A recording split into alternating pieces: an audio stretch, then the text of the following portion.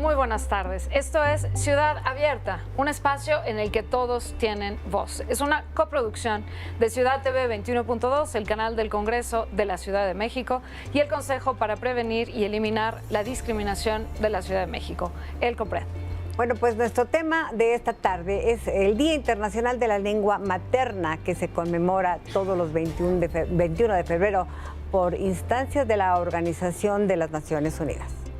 Y para comenzar, vamos a hablar sobre el valor y la aportación de las lenguas maternas con Francisco Javier Félix. Él es subdirector de lenguas indígenas en la Secretaría de Pueblos y Barrios Originarios y Comunidades Indígenas de la Ciudad de México. Por otra parte, la lengua de señas mexicana es una de las lenguas maternas más importantes. Vamos a tener aquí en el estudio a Eric Arellano Hernández, presidente de la Coalición de las Personas Sordas en la Ciudad de México.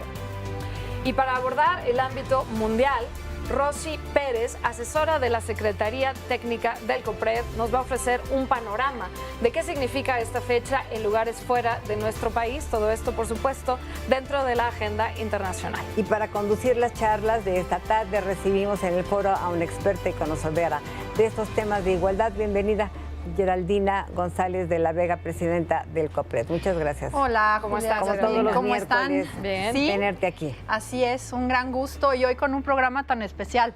Así ¿no? es. Hoy tenemos lengua de señas, traducción, en este momento lo están viendo en el recuadro de la pantalla.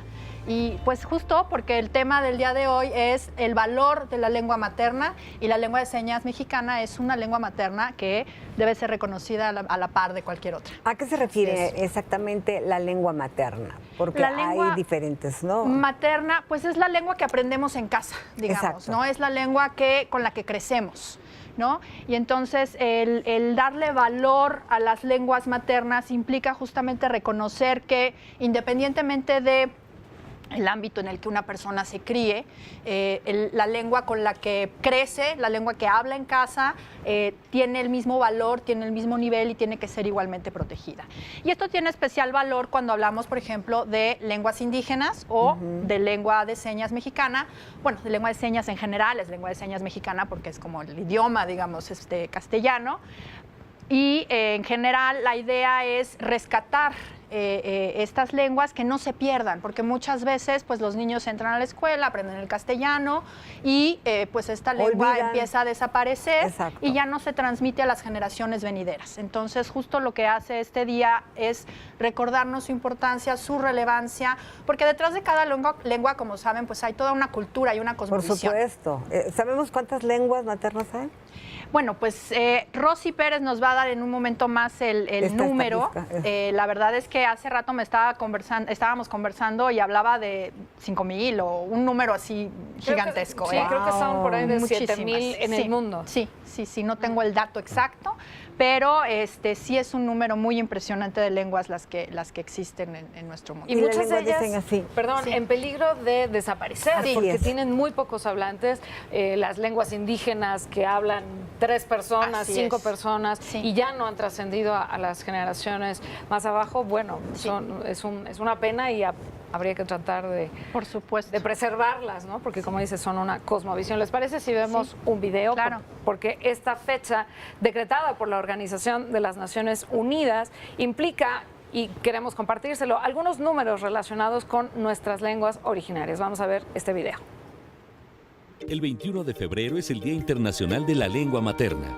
¿Sabías que en el mundo se hablan 7,106 lenguas? México tiene una gran diversidad lingüística que lo posiciona entre las 10 naciones en las que más lenguas originarias se hablan.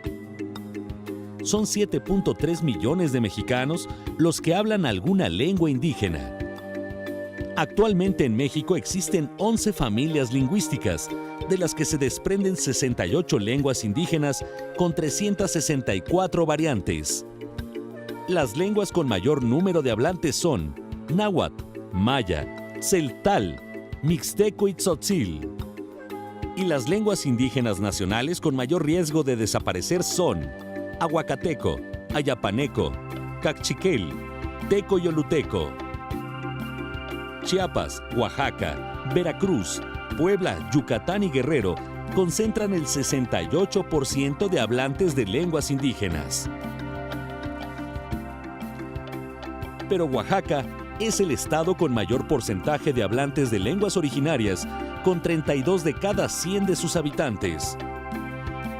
De los 2.457 municipios del país, 494 son indígenas, lo que significa que conservan sus usos y costumbres y que además, mínimo el 40% de su población habla alguna lengua originaria. A pesar de toda esta diversidad lingüística que existe no solo en México, sino también en el mundo, se estima que más de la mitad de las lenguas dejarán de existir al finalizar el siglo. Y se cree que cada 2 semanas desaparece una lengua indígena. En este día se conmemora el multilingüismo y la diversidad cultural y nos recuerda la importancia de las lenguas indígenas como expresiones de identidad que atesoran los conocimientos tradicionales de los pueblos originarios. Conoce y conserva nuestro patrimonio cultural. Oye, qué interesante, tremendo, ¿no? Sí. Fíjate que hace poco nos mandó el licenciado Bucio, Sí. que es el director general de la Comisión para Estudios de la gente de adultos mayores. Sí. Que ellos están enseñando Ajá. a través de libros y a través de su institución Sí. escribir y leer en lenguas indígenas, pero también en español, o sea, hacerlos bilingües. Bilingües, claro, Exacto. claro, porque esa es Marcos una cuestión Bucio es el director muy importante, de la que siempre comisión. hablamos de educación bilingüe en las escuelas y pensamos Inglés-español. Inglés-español, ¿no? Pero bilingüe es Pero en la lengua realidad indígena y el español. puede ser también bilingüe, lengua indígena español o lengua de señas español, ¿no? Exacto. Y sobre todo tenemos un montón de niños bilingües que están yendo a las escuelas y son bilingües porque hablan otra lengua indígena, y esto no se les reconoce como pues un reto extra que tienen estos niños, porque Claro, su lengua pero lo materna tienen. es la lengua indígena, y entonces Claro. ellos llegan a aprender el castellano pues como una lengua secundaria, digamos. Así es. Adicional. Y además las lenguas indígenas suelen ser, a veces en los propios colegios, como minimizadas. Claro, hay no, aquí no me sí. vengas a hablar en tu lengua indígena, Sí. aquí hablamos en español Sí. y aprendes a escribir en español y las recitaciones de los lunes a la bandera son en español, no sé. Y es por De eso que se manera está acabando. Exacto, que se van perdiendo. Así es. Las así ven es, como con porque luego, vergüenza. claro, luego hay todo este estigma detrás del hablar una lengua indígena, ¿no? Y justamente esta es una de las razones también porque desde COPRED vamos a lanzar o hemos lanzado ya una campaña para revalorar la diversidad lingüística. Y la diversidad lingüística no solamente referida a hablo inglés, hablo alemán, hablo francés, sino también hablo náhuatl, hablo mixteco, Claro. hablo lengua de señas, ¿no? Porque son Exactamente. lenguas que otras personas, en las que las otras personas se comunican y que tienen el mismo valor y que además representan, insisto, toda una cultura y una cosmovisión, que si se pierde la lengua, se pierde todo ese entendimiento de la realidad. ¿Y COPRED qué está haciendo para que no se pierda, para preservar estas lenguas? Pues ahorita las campañas que nosotros estamos haciendo justamente son de difusión, de la revalorización de las lenguas, de la diversidad, y pues nuestro mensaje de siempre es que la diversidad enriquece. Claro, Y a todos. entonces, exacto, a todas las personas. Entonces, conocer a alguien y aprender a decir algo en náhuatl, aprender a decir algo en otras lenguas, me parece que además es muy lindo y muy valioso. Y parte de la campaña que vamos a lanzar a partir del día de mañana es precisamente carteles para enseñar a decir muchas palabras muy sencillas, Ay, como qué un bonito. hola, como un te quiero, como Qué bonito. no sé, palabras muy sencillas. Gracias. Gracias, ¿no? Justamente para que se dé este valor. Y lo mismo con lengua de señas. Y justamente maravilla. otra lengua, Geraldina, que se ha convertido en parte de nuestra cultura es el lenguaje de señas, mismo que contribuye, por supuesto, al fenómeno de la inclusión. Vamos a ver la siguiente nota al respecto porque es importantísimo y qué bueno que ya se esté utilizando en muchos programas, no solamente de televisión, sino también en conferencias y en muchos lugares. Vamos a ver.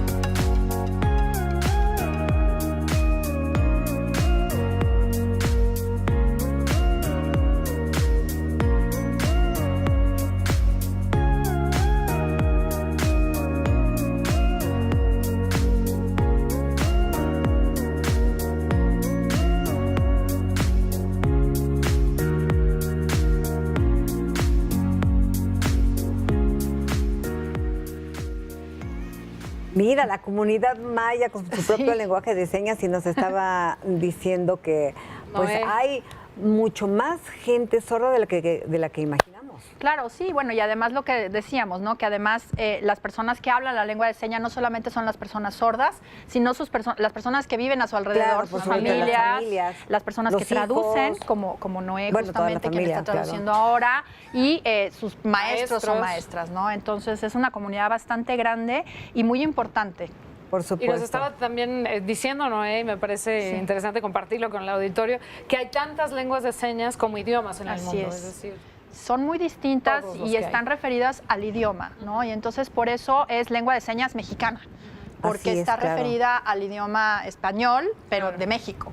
Entonces esto es muy importante porque, bueno, pues también detrás, y ya lo decía Eric en el video, a quien vamos a tener hoy en el programa, que está detrás de cada lengua hay un patrimonio cultural igualmente. Sí, ¿no? por supuesto. De acuerdo. Bueno, pues vamos Son a iniciar distintos lentes, ¿no? Para ver el mundo. Y si se pierde uno de esos, se perdió esas lentes y no se van a recuperar de otra manera. La producción artística, los poemas, las canciones, las tradiciones, todo se pierde. Así es.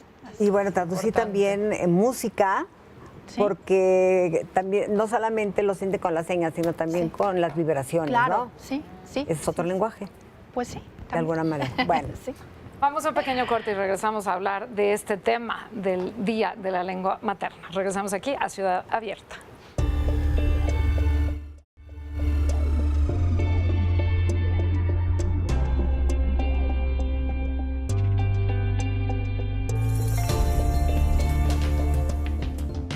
Esto es Ciudad Abierta, un espacio en el que la diversidad en todos los ámbitos está presente. Vamos a iniciar las charlas hablándoles sobre el valor y la aportación de las lenguas maternas con Francisco Javier Félix. Él es subdirector de lenguas indígenas en la Secretaría de Pueblos y Barrios Originarios y Comunidades Indígenas de la Ciudad de México. Vayamos con él y con sus aportaciones. Adelante, Geraldina. Muchas gracias, Julia. Pues sí, estamos aquí con Javier, bueno, si me permites llamarte Javier, para conversar justamente sobre el valor de las lenguas maternas. Y me gustaría justamente que comenzáramos hablando de esto. ¿Cuál es la importancia de las lenguas maternas? ¿Por qué hablar de las lenguas maternas? Bueno, porque todas las lenguas, bueno, más bien todos los hablantes requieren de un desarrollo y para que se pueda plantear ese desarrollo requiere de oportunidades y espacios de ellos, ¿no? Para que una lengua se desarrolle no debe quedar reducida a un espacio familiar, a un espacio escolar, sino que debe estar participando en espacios como los escolares, los académicos, los científicos, en el teatro, en la televisión, en los bancos, en todos los ámbitos habidos y por haber. Claro. Por ejemplo, tenemos matemáticas en la lengua que pienses, ¿no? Pero no sé, en chichimeco o jonás no hay. Y uno, si se pone a analizar, igual que la lengua de señas, son lenguas reconocidas por los lingüistas. Claro. Las lenguas indígenas son lenguas también reconocidas. Y el inglés, el ruso, el italiano, el español son lenguas también. Y cualquier ciencia aparece en ellas. Pero ¿por qué en esta no? No es que haya imposibilidad, o sea, no están no facultadas para ello. Lo que ha pasado es que no han tenido la oportunidad y ese espacio de desarrollo. Claro. Claro.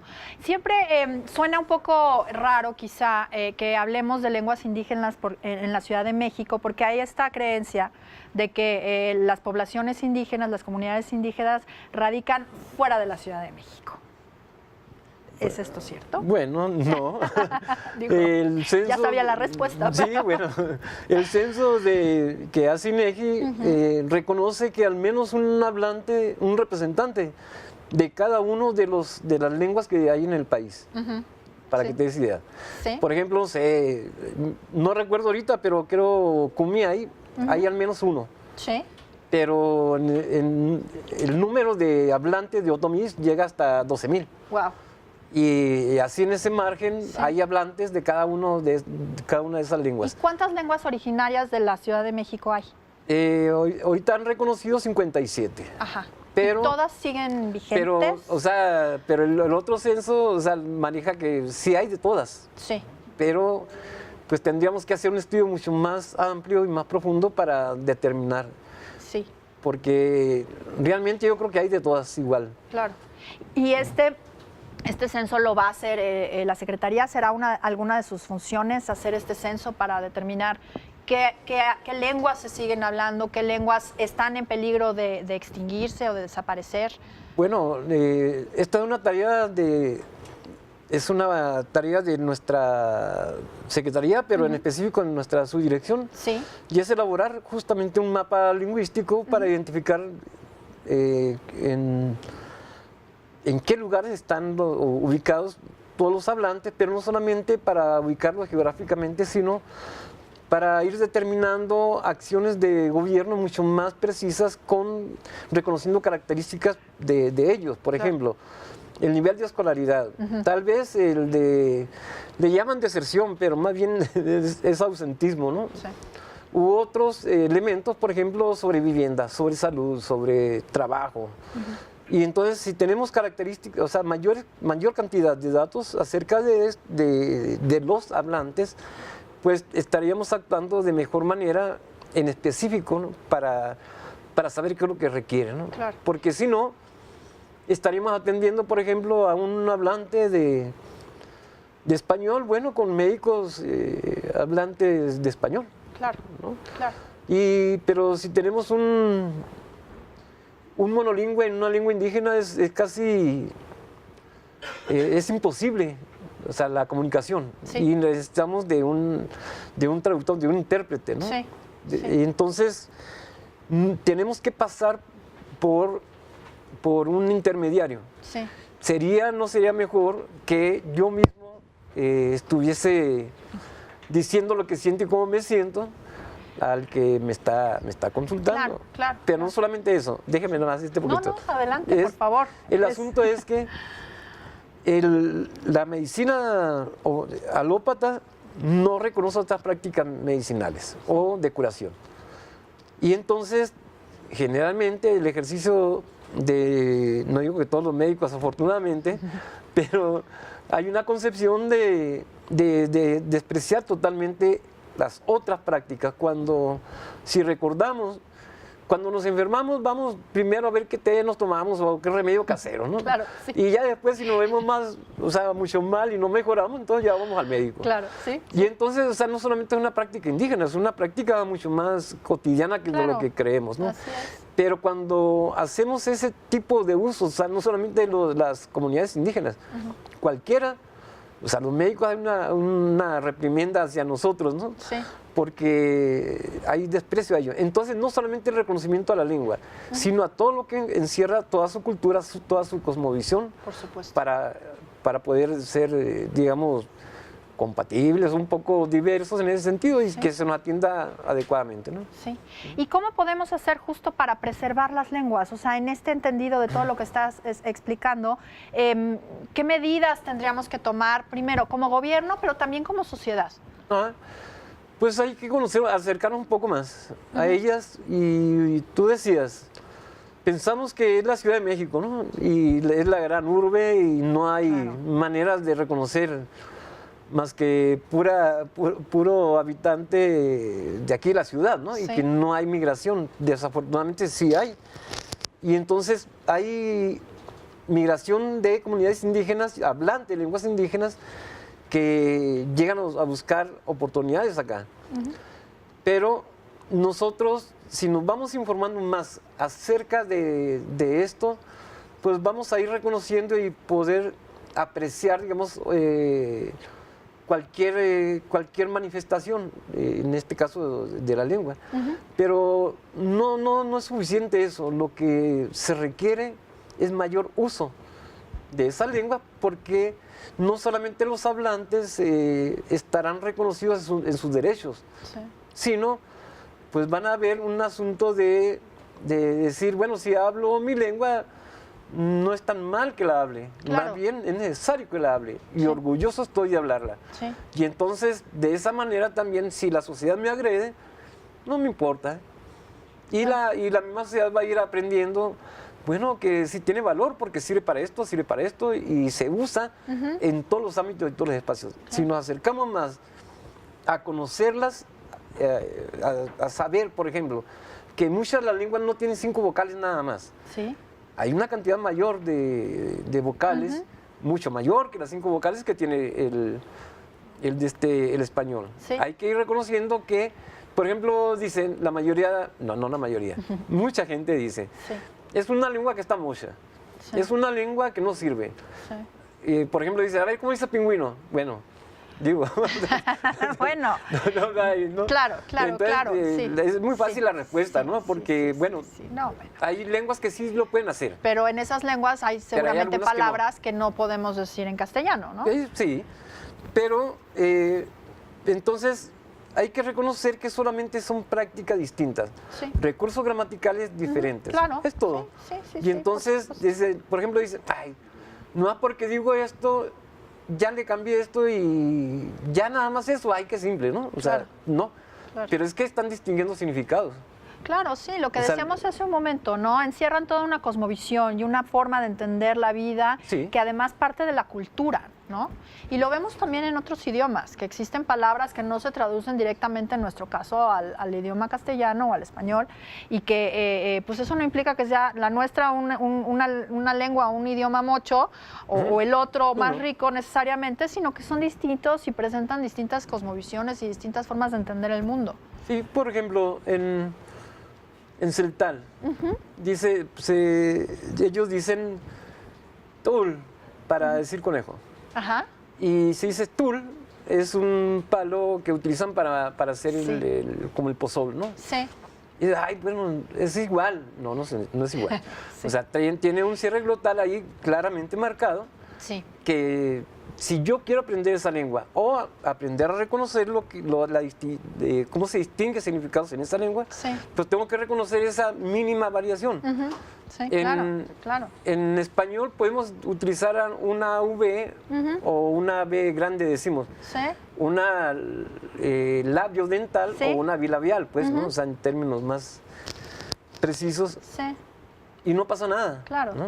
sí. Pero en otras lenguas, incluso como el inglés, tal vez el italiano también, si utiliza una u otra, sí, hay implicaciones de significado. claro. Bueno, ¿Tú qué entonces- lenguas hablas? Nada más español. Nada más español. Ah, bueno, porque quería yo preguntarte, no sé cómo se decía hasta luego, u hola, o algo así. A lo mejor sabes decirlo en alguna otra Ah, bueno, lengua. ahorita aprovechando decir como la lengua de señas. Sí, la lengua de señas. Ahorita que, por cierto... O como lo que te estaban enseñando. Hola, ¿cómo estás? ¿no? Sí, Bueno, exacto. ok. Sí, quería yo justamente agradecer a los intérpretes Noé Romero y Erika Ordóñez, quienes nos están acompañando en la tarde de hoy para hacer toda la interpretación de este programa. Pues Javier, se nos acabó el tiempo. Ya tan pronto. Ya tan pronto, sí se pasa muy rápido, pero eso no quiere decir que sea la última vez que te vamos a tener por acá, te vamos a estar Con gusto. molestando en otra ocasión para que sigamos hablando de esto porque es un tema muy, muy importante.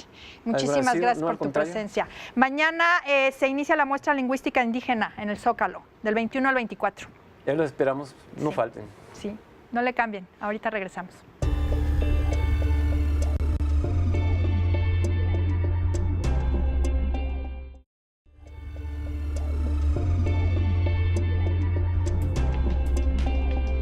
Continuamos en Ciudad Abierta por Ciudad TV 21.2, el canal del Congreso de la Ciudad de México. En este espacio, la discriminación no tiene lugar.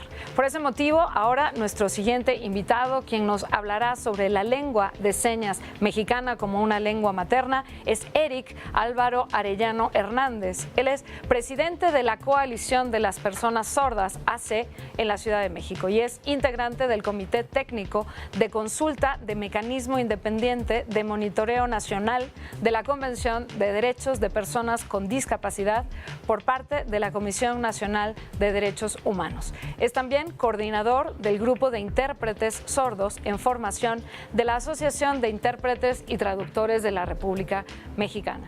También ha trabajado como profesor de cursos de lengua de señas mexicana. Escuchemos sus comentarios en compañía de Geraldina González de la Vega. Julia, muchas gracias, te agradezco mucho. Hola. Bien, bien, bien. Gracias. Bueno, estoy haciendo mis pininos para empezar a hablar lengua de señas. Me puse un poco nerviosa. Bueno, pues muchas gracias, Eric. No, no te preocupes, no te preocupes. Muchas gracias por estar aquí.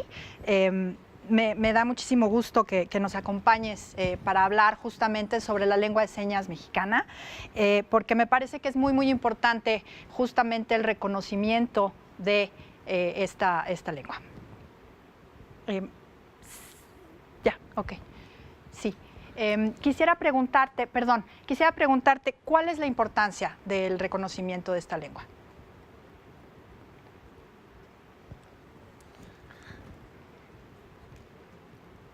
La lengua de señas mexicana es importante difundirla y es importante, primero que, así como yo, que nací siendo sordo, siendo una persona sorda y he crecido toda mi vida así, hay muchas otras personas. Anteriormente nos enseñaban a oralizar esta terapia del lenguaje, pero mediante este método no construyes conocimiento, no aprendes. De hecho, te retrasas en el aprendizaje y en la construcción de conocimiento.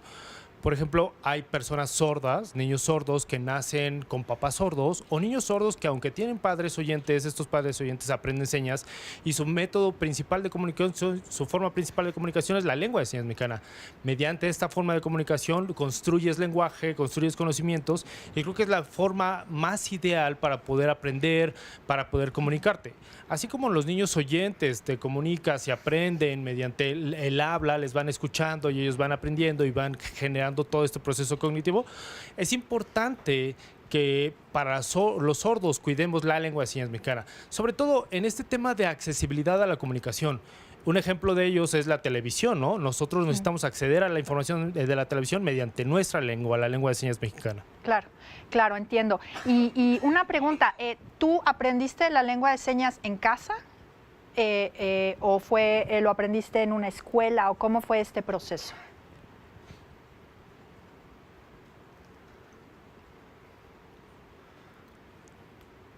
Cuando mi mamá se dio cuenta que yo era sordo, yo era muy pequeño, era un bebé. Y pues generalmente siempre las asesorías, los primeros contactos lo tienen los médicos. Así fue con mi madre. Me llevó al hospital y el médico le dijo que tenía que llevarme a terapias de lenguaje, que tenía que utilizar auxiliares auditivos, pero jamás le dijeron que la lengua de señas era una opción. Siempre le dijeron, como en otros casos, que había una cura para mi discapacidad, ¿no? Que podía utilizar auxiliares, que podía llegar a hablar. Y así fue como me llevaron. Empecé a ser educado. Y de repente mi mamá vio que había otra persona sorda, ¿no? Y le preguntó, oye, a sus papás de este niño, oye, ¿cómo es que tu hijo puede hablar? Porque este niño oralizaba muy bien. Le dijeron, es que yo lo llevo a los grupos integrados para hipoacúsicos, que eran los grupos que existían antes en el CAM, en el Centro de Atención Múltiple. Y ahí lo que enseñaban era a oralizar. No te dejaban utilizar tanto las señas, de hecho no había una comunicación en lengua de señas mexicana, más bien una especie como de mímica. Y mi mamá me incorporó en estos grupos y ya con mis compañeros pues me comunicaba un poco en mímica, un poco oralizando, todo revuelto. Yo empecé a aprender lengua de señas mexicana gracias a la convivencia con los adultos sordos de la comunidad sorda, con los adultos sordos que estaban en este tema deportivo, en los deportes, y viéndolos a ellos, comunicándome con ellos, fue como aprendí la lengua de señas mexicana, platicando y comunicándome con ellos. Y eso me generó más confianza en mí. Y yo recuerdo que antes no tenía esta confianza. Yo recuerdo mucho y trato de equiparar y pienso, es mejor comunicarme en señas. En señas tengo mayor construcción mental, en la parte oral muchas cosas no las entendía o entendía de manera equívoca. La verdad es que la lengua de señas me ayuda mucho en mi proceso de aprendizaje. Creo que también por eso es importante. Ahora hay muchas asociaciones de sordos que estamos luchando por el reconocimiento del derecho lingüístico, como de la lengua de señas mexicana como una lengua materna de primer contacto para los niños sordos. Y no importa si los niños sordos tienen padres oyentes, tienen padres sordos, creo que lo importante es que accedan a la lengua de señas mexicana y esto les va a dar acceso a la comunicación, acceso a la educación y bueno, si además los espacios los generamos accesibles como museos accesibles en lengua de señas mexicana, los niños van a entender todo su contexto. Claro. ¿Cuál sería la principal barrera? Que no hay intérprete todo el tiempo, o sea, en un día normal. Me imagino que te enfrentas a diversas barreras porque los oyentes pues no solemos hablar lengua de señas y entonces pues tú tienes que expresarte de alguna manera para acceder a algún tipo de servicio o alguna cuestión. ¿Estas son las barreras principales o alguna otra, digamos, en tu vida cotidiana? Me interesa rescatar toda la experiencia, digamos.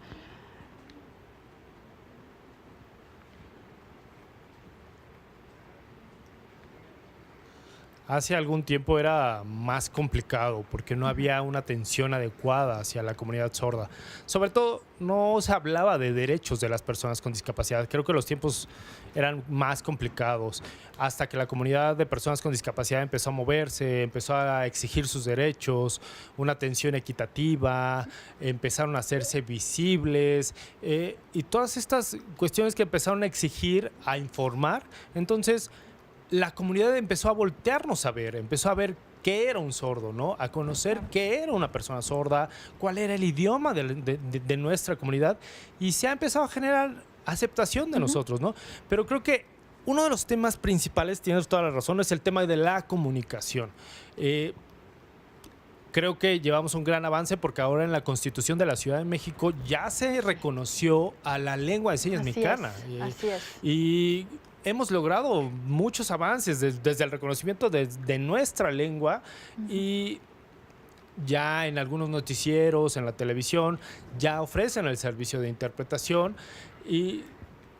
Pero aquí tenemos un problema. Tenemos intérpretes de distintos ámbitos, ¿no? Tenemos intérpretes de conferencias, intérpretes educativos, intérpretes traductores, ¿no? Sí. Y cada uno son perfiles distintos. Claro. Por ejemplo, ahorita en este espacio televisivo tenemos trabajando intérpretes de conferencias, ¿no? Sí. Y bueno, las funciones y las responsabilidades de estos intérpretes son distintos, ¿no? Y creo que ha habido una problemática en este servicio de interpretación en los medios de televisión porque muchos de los intérpretes que se están incorporando no tienen las capacidades. No hay un servicio profesional de intérpretes, ¿no? Hay personas oyentes, que sus padres son sordos, de los cuales su lengua materna sí es la lengua de señas mexicana, y creen que ya por tener una lengua materna señada ya pueden ser intérpretes, y no es así. Sí. El ser intérprete es un servicio profesional, no es que alguien quiera ayudar a las personas sordas. No, para ser intérprete tendrían que estudiar, tendrían que saber todas esas técnicas de interpretación. Sí. Creo que de eso también hace falta información, porque al final del día las personas sordas vamos a obtener información de lo que los intérpretes nos transmitan. Claro, es como, por ejemplo, cuando hablas del inglés o del francés. Si pensamos, por ejemplo, en la ONU. La ONU tiene incorporados muchos intérpretes de muchas lenguas orales, ¿no? Y todos son profesionales. Creo que hay que equiparar así a los intérpretes de lengua de señas. No es porque si, por ejemplo, alguien sabe español porque sus papás son mexicanos, aunque nació en Estados Unidos, ya es intérprete español. Claro. No es así. Creo que para trabajar de intérprete hay que profesionalizarse. Esa es una de las principales preocupaciones que tengo. Ahora se están incorporando intérpretes en los medios de comunicación, pero en lugar de dar acceso a la información, están obstruyendo la información, ¿no? Claro, porque no se entiende lo que se está diciendo, ¿no? Sí, entiendo que ese ha sido alguno de los problemas en algunos espacios de televisión en donde se ha hecho el esfuerzo de la traducción, sin embargo, no se ha tenido una traducción adecuada. Y eso pues también es una obstrucción al ejercicio del derecho a la información que tienen todas las personas sordas, ¿no? Justamente de poder entender qué es lo que están viendo en la televisión o están, viendo en una presentación en vivo, ¿no? Como por ejemplo hacemos a veces también en COPRED con algunas de las presentaciones.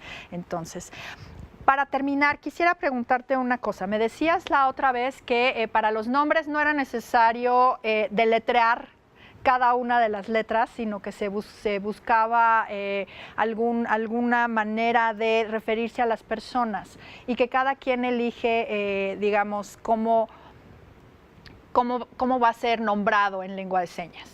Sí fue contigo con quien platiqué eso, ¿verdad? ¿O no? ¿No fue contigo? Fue con tu hermana a lo mejor. Bueno, lo que sucede... Fue en el Twitter para que quede claro.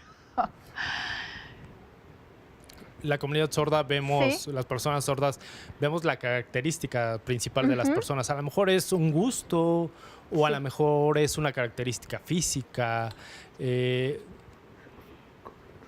Por ejemplo, algo que sucedió muy interesante ahora con la nueva jefa de gobierno, Claudia Sheinbaum, ¿Sí? empezó a haber una discusión de qué seña le íbamos a poner a la jefa de gobierno, ¿no?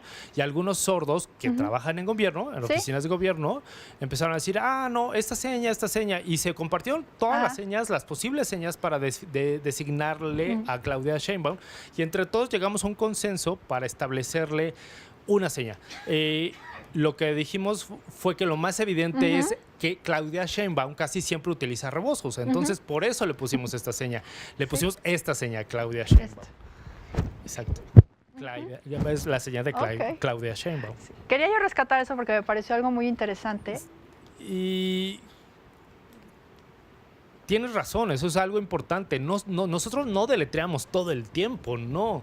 Quizá si algún concepto no tiene una seña en particular, lo deletreamos. Pero si no, casi todos los conceptos tienen su propia seña y así construimos nuestra oración, ¿no? Tenemos que cortar. Y digo, las señas no solamente es mover las señas, también se incorpora la parte gestual, la parte corporal, cómo mueves el cuerpo, qué gesto pones. Claro. Y eso es lo que le da la construcción gramatical a la lengua de señas mexicana. Porque, por ejemplo, si pones una sola seña, ¿no? Pero le cambias el movimiento y le cambias el gesto, cambia el significado, como en este ejemplo, ¿no? Sí. Por ejemplo, puedes usar para prejuicio esta seña o para imaginación, ¿no? Sí. Cambias el gesto. Claro. Tenemos que ir ya a un corte, lo siento muchísimo, pero espero que la próxima vez podamos tener un tiempo más amplio para poder explicar todas estas particularidades. No le cambien, muchas gracias y muchas gracias. De nada. Gracias.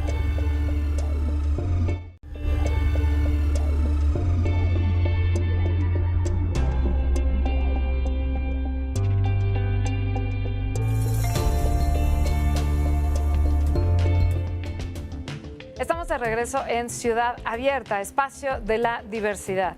Nuestro tema de esta tarde es el Día Internacional de la Lengua Materna.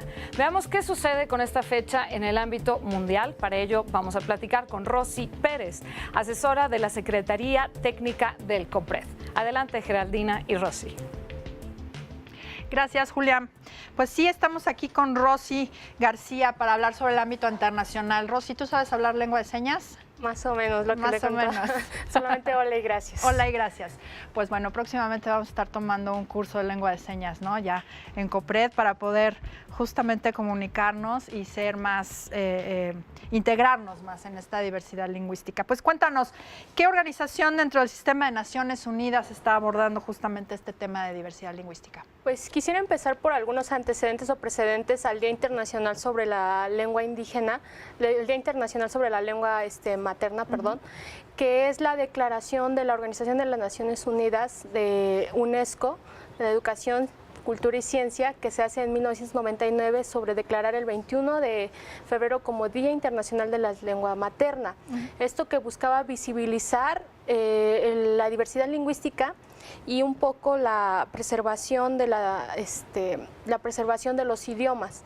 En 2007, la Asamblea General de las Naciones Unidas rectificó y apoyó y acogió esta iniciativa y sacó una resolución que es la 61-266, que se llama multilingüismo, donde se recoge otra resolución que es la 43-315 sobre los derechos de las minorías étnicas, religiosas y lingüísticas, y asimismo se recoge lo establecido en el artículo 27 del Pacto Internacional de los Derechos Civiles y Políticos.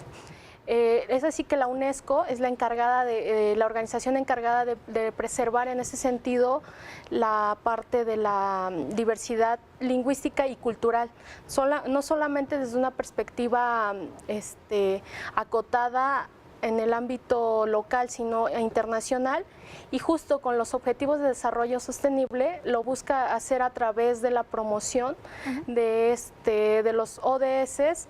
Específicamente te podría decir que entran dentro de manera global del apartado de educación y el empoderamiento de la mujer y también la igualdad sustantiva entre hombres y mujeres. Claro, ¿por qué es importante el empoderamiento de la mujer? ¿Qué tiene que ver con la diversidad lingüística? Porque también estadísticamente A ver. no se sabe cuántas personas en México, yo me imagino que no se sabe cuántas personas en México, mujeres, hablan lengua indígena. Sí. Solamente no hay un desagregado de cuántos hombres y cuántas mujeres y cuántos niños.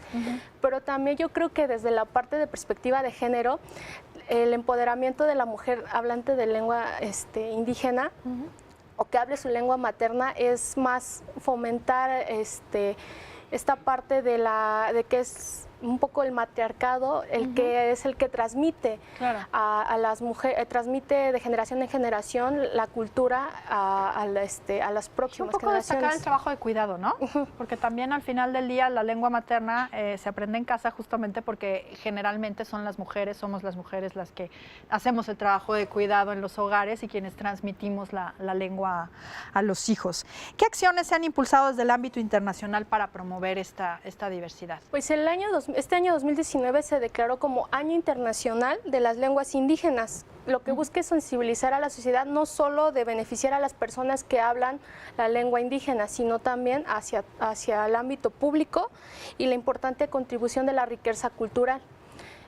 También otra de las acciones es este famoso foro permanente de cuestiones indígenas, donde se resalta que la diversidad lingüística desempeña no solamente un papel de identidad, de desarrollo, sino tiene también una historia, tiene una tradición. Y déjame decirte, Geraldina, que cuando una lengua materna se extingue también todo un patrimonio cultural, toda una historia, todo legado detrás de esto. Pues ahí tienen la importancia justamente de conmemorar este día y rescatar la importancia de las lenguas maternas, de la lengua materna, que se conmemora el día de mañana, 21 de febrero. Y pues regresamos con Julia. Hemos llegado al final de esta emisión. Ciudad Abierta, usted lo sabe, es una coproducción de Ciudad TV 21.2, el canal del Congreso de la Ciudad de México, con el Consejo para Prevenir y Eliminar la Discriminación de la Ciudad de México, el COPRED. Nos vemos el próximo miércoles aquí en Ciudad Abierta y mañana en El Ombligo de la Luna. Hasta entonces.